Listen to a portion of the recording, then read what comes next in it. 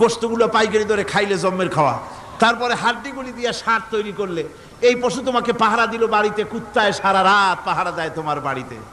কুত্তা আবার পুলিশেও চাকরি করে। ইংল্যান্ডে লন্ডনে দেখেছি আপনার সেখানে কুকুর, ওকে ট্রেনিং দেওয়া হয়, কুকুর পুলিশে চাকরি করে।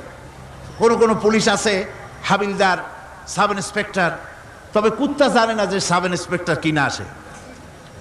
বিভিন্ন বিভাগ তাকে দেওয়া হয়েছে এবং তারা এত নির্ভরযোগ্য, শুধুমাত্র চোরের ছবি আর তার ব্যবহৃত জামা কাপড় একটুখানি নাকে শুকায় দেবে কুত্তাকে, পুলিশ আর যাওয়া লাগবে না।